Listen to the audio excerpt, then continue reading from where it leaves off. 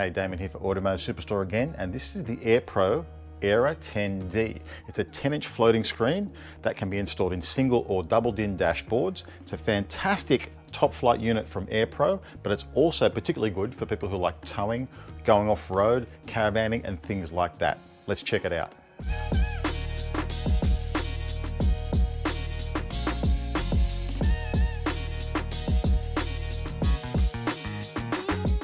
Let's start with what comes in the box. Now, there's a fair bit of kit in this box, and that's also because floating screen units are a bit more involved in the installation process compared to a traditional single or double DIN head unit. And so there's associated hardware for dealing with that, and a lot of screws and stuff to assemble the kit together. First of all, there is a single DIN sized chassis that hides all the gubbins and circuit boards for the main unit itself and the internal amplifier. There is a plastic mounting bracket that's also mounted in sort of DIN size that mounts to that, making it effectively a double DIN mounting in the chassis that comes in the box, though there is an optional single DIN chassis kit for this if you've only got that in your vehicle. Then there's the mounting bracket itself for the screen, and then the screen. There are two umbilical cords that run from the screen back to the back of the chassis. Then the main loom itself for power, earth, trigger, and the internal 4 power channels on here. Secondary looms, we have RCA pre-outs, there's front, rear, and sub, and they're 4 volts RMS. This also has audio visual outputs and inputs and a reverse camera input. But there's also 3 additional camera inputs, so 4 total cameras can be controlled by this. Another reason why it's fantastic for towing. DAB+ antenna, so yes, digital radio is built in.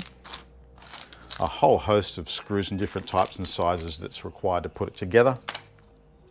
This is a little rubber thing that mounts behind here to make it all nice and neat once it's in the dashboard. A GPS antenna. This little bracket here doesn't look like much, but actually what it can allow is the screen can be made to tilt towards the driver, and you can flip that around and tilt it the other way. I think that's actually a really nice little inclusion from Aerpro there.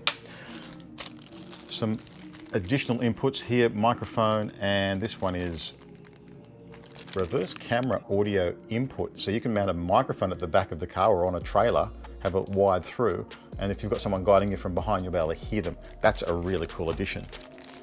External infrared input for a remote control, optional, and then steering wheel control. This is the installation guide. You're going to need that to put this together. There's a Bluetooth microphone. There's also a microphone built into the front of this too, if you'd prefer to use that one. And then a fully printed out, full color owner's manual. Now, besides that, there are a couple of optional accessories that Aerpro can make available to you. For example, if you had an application where you wanted to mount the screen separately from the chassis somewhere, say in a marine application or a caravan application, they sell extendable wiring umbilical cords that go from the screen to the chassis. That's an example. They've also got things like USB extensions that you can mount for marine applications and stuff like that.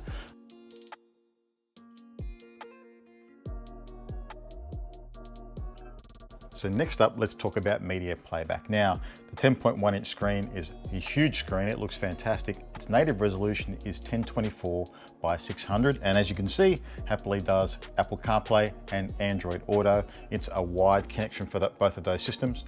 There are 2 USBs on the back of the unit. Both do 1.5 amps of charging. One is for your smartphone, the other is for a flash drive, and you can provide movies or audio files for that. Let's have a look at that. This is a 1080p file that I've got. It's an MP4 file. I've also tested it with MKV files from elsewhere, and sure enough, it happily plays 1080p in MKV files as well. The other thing I tested it for was audio playback from the flash drive, and it can happily do FLAC files up to 96 kilohertz and 24 bits in resolution. That's a really great addition. Another thing is it has an HDMI input for an external video source. So here's the main menu screen, and what's really nice about having such a large screen in the dashboard is you get these nice large buttons. It's really easy to navigate, and it's really impossible to make a mistake to choose the wrong button. It's also nice to have the large keys along the bottom here and a nice big volume control knob that you can control easily without having to fiddle around too much. It's a really great addition, and one of the reasons you would want to buy a nice big screen like this. Apple CarPlay and Android Auto, obviously this is where you can access all your phone's more important applications and your basic things like your Maps, Google Maps. You've got access to messaging services like WhatsApp and messaging. Then of course access to your music and your podcasts. Now it's swiping left and right to access those apps in CarPlay. If you've got an Android phone, it works very similarly. It's just you swipe up and down instead of left and right. Hit the home button to come back to the main menu. And here we can choose all our different sources. System settings is basic stuff like language and the beep, and whether you want your CarPlay to be, you can adjust things like whether you want it to be an iPhone mode, CarPlay mode, or off altogether. It's nice to be able to adjust the microphone level also. Illumination, there's a lot of adjustment here. So you've got brightness for the illumination itself, a bunch of different colors to choose from for the main screen and buttons, or you can go to a full custom color illumination there. So you can pretty much match any dashboard illumination that you would come across in any type of vehicle. In background, here are a bunch of different wallpapers to choose from, or you can add your own in here, and you can add those using the flash drive. Sound settings. So your basic balance and fader, you've got a loudness curve you can turn on and off. You can turn the subwoofer on and off here. Variable phase, a nice easy slider for adjusting the subwoofer level control. The unit actually has a Toslink optical out, and for some high-grade signal processors and amplifiers, you can use that to give you a really high-end audio feed that can't be corrupted by your car's electronics for induced noise. And so a Toslink optical out's a really nice addition to have on this unit as well. Here's your two microphone selections, so if you've got an external one connected. If not, you can choose the internal one. Source gain, so that is the relative volume level between each of those different sources. So when you jump from source to source, you can have a nice blending of the audio level between each source. And here are some default settings for your start. So when you first fire the unit up, what kind of volume you want it to have. Into equalizer. So you have flat and then 1, 2, 3, 4, 5, 6 preset curves and a nice wide band of adjustment here for this graphic equalizer.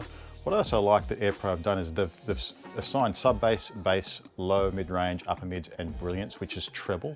It gives you a good idea of what area of the frequency band you're going to be adjusting with that. Here's the crossover. Now it's a good two-way crossover. It's got variable slope, 6, 12, and 18 dB per octave of filter slope. The frequency is adjustable from 250 Hertz all the way down to 25 Hertz. And then you've got adjustment for the level output for each pair of channels. Time correction, you can adjust the delay for each speaker in the system, and you can adjust using milliseconds or inches depending on what your preference is. Factory EQ are just some preset curves, and you can play around with those and see if you prefer those than listening to it or tuning the EQ your own way. Then we have the camera settings, and you can see here 4 individual camera controls, and so you can have these triggered, and then you can have your reverse camera audio I spoke about before. You can have that microphone on or off in the system.